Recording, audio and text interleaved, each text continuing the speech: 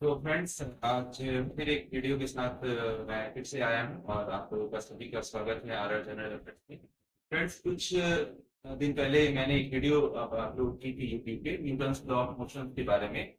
तो बहुत ही अच्छा लगा कि उसमें बहुत सारे लोगों ने उसे देखा है उस वीडियो को। उस वीडियो में बेसिकली हमने न्यूटन के तीनों लॉ को अच्छे से डिफाइन किया, समझा, उसकी बेसिक बातें समझी। तो हम लोगों ने बेसिकली फोर्स को जाना। अब हम एक अब हम दोबारा एक फिजिक्स के एक टॉपिक पर विचार करने की कोशिश करेंगे। उस टॉपिक का नाम है प्रेशर यानी दाब। फ्रेंड्स, ये बात आप लोग सभी जान के रखिए कि ये फोर्स का एक रिजल्ट है। ये एक रिजल्ट है फोर्स का। फोर्स लगाने पर किस तरीके की चेंजिंग्स ऑब्जेक्ट में आई है, वो अलग अलग रिजल्ट्स के माध्यम से पता चलता है। जैसे फोर्स लगाने से किसी की वेलोसिटी चेंज हो जाती है, फोर्स लगाने से किसी का स्ट्रक्चर चेंज हो जाता है। तो उसी तरीके से हम एक रिजल्ट के बारे में, एक इफेक्ट के बारे में पता कर रहे हैं। उस इफेक्ट का नाम है प्रेशर। मैं आपको एक एग्जांपल से समझाने का प्रयास करता हूं कि आखिर ये है क्या। आप इमेजिन कीजिए, ये एक किल दीवारों में अक्सर इसे लगाने का प्रयास हम लोग करते हैं और लगाने के बाद इसका यूज डिफरेंट काम में, यूज बहुत सारे डिफरेंट अलग अलग तरीके से इसके डिफरेंट वर्क में इसका पता चलता है। इसका काम बहुत इंपॉर्टेंट चीज है किल। ये वॉल में इंटर कर इसी किल को हम दूसरे साइड से रिवर्स कर देते हैं। पहली बार में हम इस किल पर फोर्स लगाते हैं 40 न्यूटन। दूसरी बार भी इस स्केल पर फोर्स लगाएंगे 40 न्यूटन। आप लोग अच्छे से प्रैक्टिकली इस चीज को देख चुके होंगे कि ये वॉल है, इस वॉल में ये कील इंसर्ट हो जाएगी, अंदर की ओर चली जाएगी। लेकिन इस बार ये कील अंदर की ओर नहीं जाएगी। उसका रीजन पता है क्यों हो रहा है? उसका रीजन ये हो रहा है, आप इस कील के और इस वॉल के इस कॉन्टेक्ट एरिया को देखिए। कॉन्टेक्ट एरिया, इसे A1 मान लीजिए। ये किल और वॉल, किल और वॉल दोनों के बीच का कॉन्टेक्ट एरिया है, जहां पर वो किल टच किया है। लेकिन इस जगह पर आप देखिए, इसका कॉन्टेक्ट एरिया है ये पूरा, ये है कॉन्टेक्ट एरिया। इसे A2 मान लीजिए। देखने से एक बात साफ पता चल रहा है कि A1 छोटा है A2 से। यानी पहले वाले कंडीशंस में किल और बॉल के बीच जो टच पॉइंट है उसका एरिया जो है A1, और इस बार किल और वॉल के बीच जो टच पॉइंट है, जो एरिया है A2, इन दोनों के एरिया के मेजरमेंट में बहुत अंतर है। A2 एरिया A1 से ज्यादा है। लेकिन देखा जाए तो दोनों कंडीशन में हम फोर्स सेम लगा रहे हैं। पहले बार भी फोर्स लगाया 40 न्यूटन, दूसरी बार में भी फोर्स हमने लगाया 40 न्यूटन। लेकिन इन दोनों केस में फोर्स का इफेक्ट इस छोटे से एरिया पर ज्यादा पड़ा और इस फोर्स का इफेक्ट इस बड़े से एरिया पे कम पड़ा। एक्चुअल में हुआ क्या है ना, ये जो फोर्स लगा है ना, ये पूरा फोर्स इस छोटे से एरिया में जाके कॉन्सोलिडेट हो गया। ये पूरा फोर्स इस छोटे से एरिया में जाके जमा हो गया और यहां पर ये पूरा फोर्स इस बड़े एरिया में जमा हो गया। तो कहने का मतलब यही है कि 40 न्यूटन जो है इस छोटे से एरिया में समा गया और यहां पर ये 40 न्यूटन बड़े से एरिया में समाया। तो इफेक्ट जो है ना यहां पर ज्यादा हुआ, क्योंकि आप खुद ही सोचिए, एक छोटे से एरिया पर ज्यादा फोर्स लगा दिया। इस एरिया में जो चेंजिंग आई, इस एरिया में जो चेंजिंग आई और इस एरिया में जो चेंजिंग आएगी, दोनों की चेंजिंग में बहुत अंतर होगा। पता है ये आखिर हो क्या रहा है? फोर्स एक छोटे से एरिया में जाके समा जा रहा है, पूरा फोर्स, और यहां पर फोर्स एक बड़े एरिया में जाके समा रहा है। तो फोर्स अपना इफेक्ट जो है ना यहां पर ज्यादा दिखा पाया और यहां पर फोर्स अपना इफेक्ट, प्रभाव कम दिखा पाया। यही इफेक्ट जो है ना देखा जाए तो कहीं ना कहीं इस फोर्स का संबंध इस एरिया से है, यानी फोर्स का कुछ ना कुछ रिलेशन एरिया से बन रहा है। फोर्स एक छोटे से एरिया में लगा, एक बार फोर्स फिर बड़े एरिया में लगा। जब सारा का सारा फोर्स एक छोटे से एरिया में लगा तो इफेक्ट हमें ज्यादा देखने मिला, चेंजिंग हमें ज्यादा देखने मिला, और वही फोर्स एक बड़े एरिया में लगा तो चेंजिंग हमें कम देखने को मिला। पता है ये फोर्स का एरिया से जो एक रिलेशन बना है, उस रिलेशंस को ही हम कहते हैं कि प्रेशर है। यानी कि प्रेशर का सीधा सीधा संबंध हो जा रहा है फोर्स और एरिया से। प्रेशर एक ऐसी फिजिकल क्वांटिटी है जो ये डिफाइन करती है, जो बताती है कि किसी पर्टिकुलर एरिया पर फोर्स कैसे अप्लाई हो रहा है, या फिर फोर्स पर्टिकुलर एरिया के साथ कैसे रिलेट कर रहा है। क्या एरिया बड़ा है, एरिया छोटा है, फोर्स ज्यादा है, फोर्स कम है। तो हम लोग इन्हीं सब चीजों के कॉन्सेप्ट को लेकर अब इसके मैथमेटिकल एस्पेक्ट पे जाएंगे। आप खुद ही सोचिए, आपने यहां पर कंडीशंस देख लिया कि पहले वाले कंडीशंस में फोर्स जो है छोटे से एरिया पर समाहित हो गई, जमा हो गई, और इस बड़े वाले एरिया पे भी समाहित हुई, जमा हुई। दोनों में कंडीशंस ये होता है कि पहले वाले केस में अंदर की ओर चली गई और इसमें कील नहीं जा पाई, क्योंकि सारा का सारा फोर्स इस छोटे से एरिया में लग गया, इसीलिए यहां पे चेंजिंग तुरंत आ गया, यहां पर चेंजिंग नहीं आया। अब हम इसके मैथमेटिकल एस्पेक्ट पे आते हैं।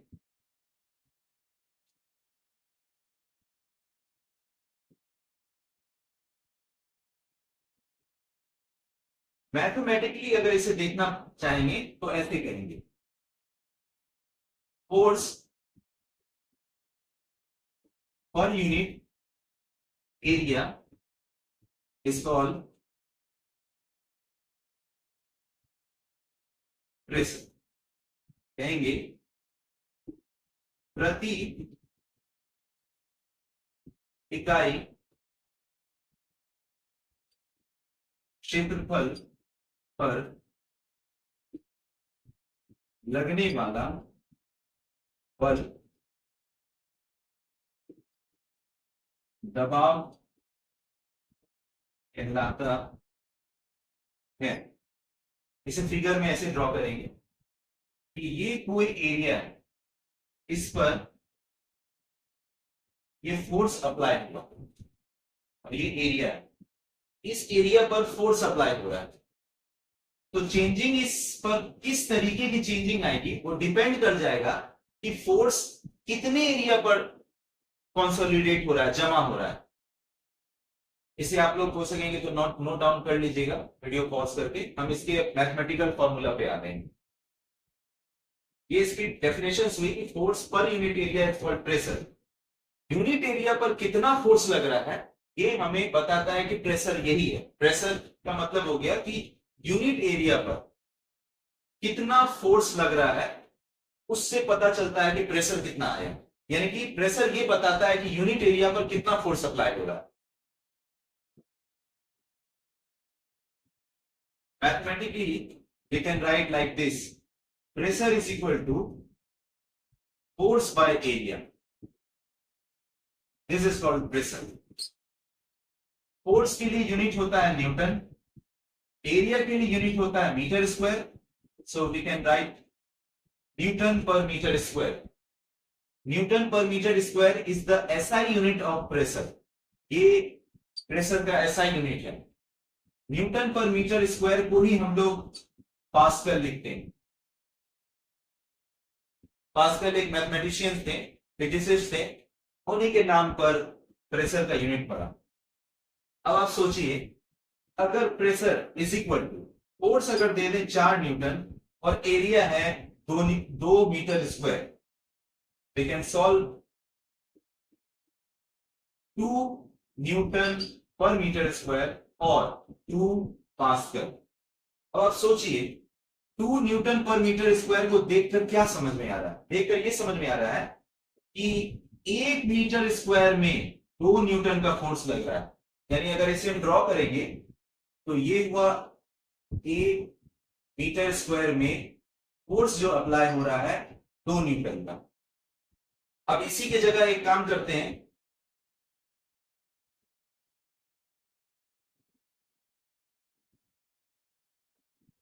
Suppose pressure is equal to force by area, पढ़ चुके हैं, 4 न्यूटन, और अब एरिया की वैल्यू हम बढ़ा देते हैं 4 metre square, then we will get 1 newton metre square.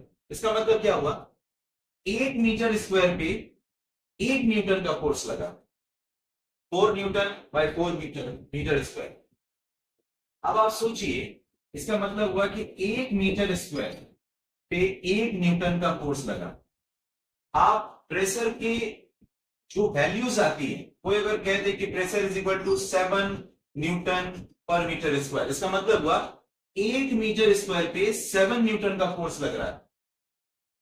कोई कहते pressure is equal to 100 newton per metre square, इसका मतलब 1 मीटर स्क्वायर पे 100 न्यूटन का फोर्स लग रहा है। मैथमेटिकली प्रेशर के जो डायमेंशन है वो मैंने आपको बेसिक वे में बता दी। अब आपको मैं इसके फर्दर और भी कुछ बताता हूं।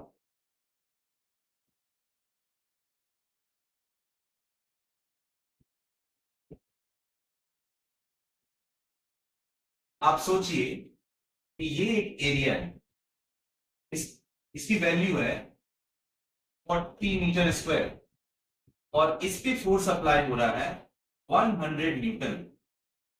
हम देखना चाहते हैं कि इस एरिया पर 100 न्यूटन का जो फोर्स लगा, उसके उसके रिजल्ट में प्रेशर कितना पैदा हुआ। P is equal to force by area. Force है 1 newton, 100 newton, and area 40 metre square.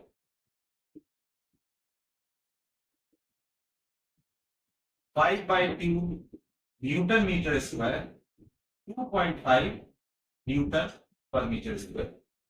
1 metre square पे 2.5 न्यूटन, यानी कि ये है 40 मीटर स्क्वायर का एरिया है, लेकिन इसकी हर एक मीटर स्क्वायर पे कितना फोर्स लगेगा, 2.5 न्यूटन। गौर करने वाली बात है, 100 न्यूटन का फोर्स इस 40 मीटर के स्क्वायर के एरिया पर लग रहा है।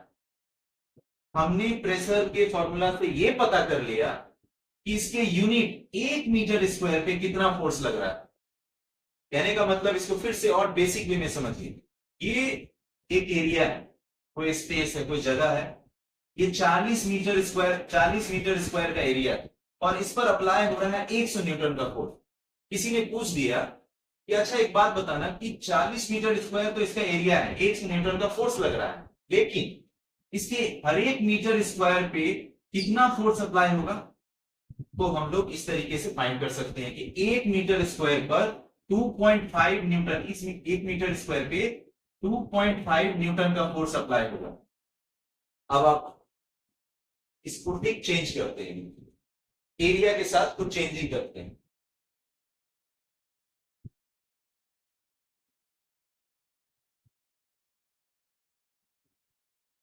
अब इस एरिया को कम कर देते हैं, फोर्स उतना ही लगाएंगे 100 न्यूटन। पहली बार में 40 मीटर स्क्वायर एरिया था, इस बार 20 मीटर स्क्वायर एरिया कर देते। और अब देखते हैं, अब कोई पूछे कि अच्छा एक बात बताओ, हमने एरिया घटा दिया, 20 मीटर स्क्वायर कर दिया, अब ये पता लगाओ तो 1 मीटर स्क्वायर में कितना फोर्स अप्लाई हो रहा है। तो उसे निकालने के लिए हमें प्रेशर निकालना पड़ेगा। Pressure is equal to force by area. Force की वैल्यू है 100 newton by 20 metre square, 5 newton और मीटर स्क्वायर। हम कह सकते हैं कि इसके 1 मीटर स्क्वायर के एरिया पे 5 न्यूटन का फोर्स लग रहा है। आप सोचिए, इससे पहले वाले कंडीशंस में 1 मीटर स्क्वायर में 2.5 न्यूटन का फोर्स लग रहा था, लेकिन अब 1 मीटर स्क्वायर में 5 न्यूटन का फोर्स अप्लाई हो रहा है। इसका मतलब कि प्रेशर अगर निकालते हैं हम, तो हमें यह पता चल जाता है कि यूनिट एरिया में कितना फोर्स लग रहा है। इस रूम का अगर एरिया मैं मान लूं कि 50 मीटर स्क्वायर, और इस पर प्रेशर लग रहा है, हवा जो है, इस हवा का प्रेशर लग रहा है, मान लिया जाए 2000 न्यूटन, तो हम पता लगा सकते हैं कि इस रूम के पर्टिकुलर 1 मीटर स्क्वायर के एरिया पे कितना फोर्स लग रहा है, हम पता लगा लेंगे वो प्रेशर के। इसका मतलब समझ में आ गया कि प्रेशर के फॉर्मूला से, प्रेशर के कॉन्सेप्ट से हम ये बता सकते हैं कि पर्टिकुलर किसी एक मीटर स्क्वायर के सेगमेंट में, एरिया में कितना फोर्स अप्लाई हो रहा है। इसका मतलब प्रेशर हम लोग क्यों कैलकुलेट करते हैं? कैलकुलेट इसीलिए तो करते हैं कि एक मीटर स्क्वायर के एरिया पे कितना फोर्स लग रहा है वो पता चल जाएगा। अब आप सोचिए एक चीज, जैसे हमने एरिया को घटाया हमारा प्रेशर बढ़ गया, यानी कि हर एक मीटर स्क्वायर पे अब ज्यादा फोर्स लग रहा है। याद रखिएगा, pressure is equal to force by area. इसका मतलब प्रेशर, मैथमेटिकली एक और कॉन्सेप्ट को समझ रहे हैं कि प्रेशर जो है एंटी प्रोपोर्शनल है एरिया के। जैसे जैसे एरिया रिड्यूस करेगा प्रेशर बढ़ता जाएगा, और हमने मैथमेटिकली जान लिया। और जैसे जैसे एरिया को हम बढ़ाते जाएंगे प्रेशर हमारा रिड्यूस कर जाएगा। हमेशा एक बात याद रखनी है कि प्रेशर को क्यों निकाला जाता है। हम तो प्रेशर को सब लोग जानते हैं कि pressure is equal to force per unit area, और वैल्यूज निकाल लेते हैं। बट ये आप समझिए कि प्रेशर को क्यों निकाला जाता है। प्रेशर को इसलिए निकाला जाता है ताकि पता चले कि एक मीटर स्क्वायर के एरिया पर, यूनिट एरिया पर कितना फोर्स लग रहा है वो पता चल जाएगा।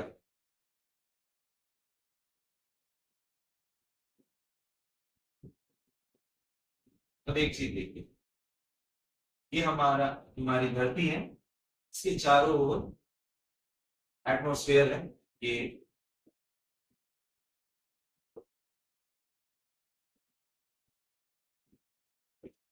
वायुमंडल है, अलग अलग लेयर्स होते हैं। इन्हीं में सारे गैसेस हैं, हाइड्रोजन है, नाइट्रोजन है, कार्बन डाइऑक्साइड है, ओजोन है। सभी गैसेस मिलके हमारे अर्थ पर प्रेशर लगाते हैं। पता है एक atmospheric pressure is equal to क्या होता है? 1 atm is equal to 1.01 into 10 to the power 5 newton per metre square. इसका मतलब इसे ऐसे भी लिख सकते हैं 1.01 into 10 to the power 5 pascal.